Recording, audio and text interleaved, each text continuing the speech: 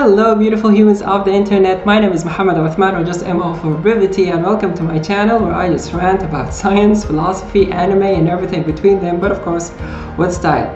So I thought as a first rant and as a proper introduction to the channel that I would talk about a book I finished not so long ago. Rest assured this is going to be so much fun. Today I'll be sort of casually reviewing Philosophy of Physics, Quantum Theory by Tim Maudlin. The book is actually very interesting and it's a very well written intro to the subject. It consists of 2 volumes. The first volume dealing with contemporary theories of space and time. But before we delve into the book, just a brief note about the author. Tim Maudlin is an American philosopher of science and a professor of philosophy at New York University. He wrote extensively on many topics ranging from philosophy of logic to metaphysics to philosophy of physics, of course. He's a member of the American Academy of Arts and Science and Foundational Questions Institute. If you're interested in his work, I'll provide a link to his Philpeople page in the description below.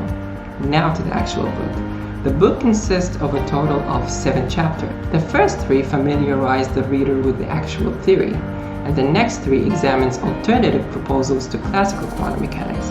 And the last chapter introduces this sort of advanced relativistic version of quantum mechanics, namely quantum field theory. It's important to take note that the author avoids the use of interpretations for these alternative proposals, since they qualify as fully fledged physical theories, and they are of no business of interpreting theories. Also, classifying these theories under the headings of realist or anti-realist is avoided altogether, since Maudlin sees that such ascriptions or such adjectives are better suited for the individual attitude towards a theory instead of the theory itself. So we would say that individual X is a realist, or anti-realist for that matter, towards theory Y. This is sort of disentangling the question of realism from the definition of a physical theory. In the first chapter, following the old tradition of characterizing physics as the science of matter in motion, Maudlin contrasts the consensus status between the 2 pillars of modern physics, namely the theory of general relativity, that takes care of the motion part, and quantum theory deals with matter, with relativity as the theory that describes and captures the geometrical structures and properties of space and time. It is arguably and fairly actually a straightforward task to give a precise physical account of the stage in which matter behaves and interacts. Of course, this stage analogy shouldn't be taken literally, since in relativity, space and time themselves are not static and passive, but affects and gets affected by the presence of matter. That's a whole different story that we can have a different video for. As for the other pillar, things are not that optimistic, since the jury is still out there. Despite the unprecedented empirical success of quantum mechanics, there is no consensus among physicists on what exactly does quantum mechanics say about the material constituents of the world.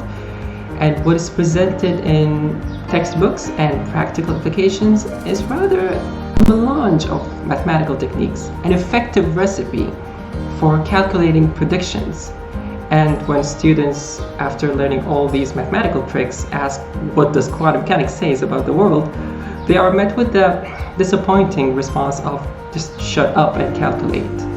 What compounds the problem even further that the prescription itself is not precise, since it contains these obscure notions of observers, wave function collapse, measurement apparatus, and whatnot. These are very hard to be captured in a physics language. So quantum mechanics is just as precise as making predictions in laboratory setups, but of no solace when accounting for what plays out in the world. And equating precise predictions with physical theory is just a false equivocation. A physical theory, Maudlin argues, needs to have 2 essential elements. The first element is ontology. These are the entities posited by the theory as physically real. So the world is made of particles, fields, waves, cats, who knows? And the second element is dynamics.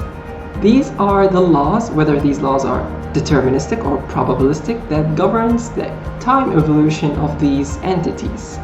And for a physical theory to be qualified as such, it needs to represent these 2 elements in precise mathematical terms. So the traditional formalism of quantum mechanics is a recipe for making predictions from data or phenomena reported by experimentalists. And as Aristotle once said, any proper scientific investigation should start with what is familiar and clear to us and assent to what is clearer by nature.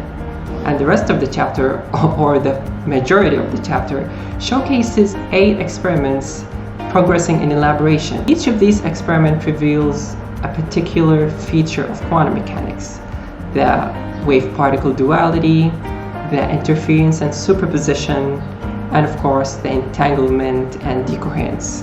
This pretty much sums up the first chapter and sums up my video as well.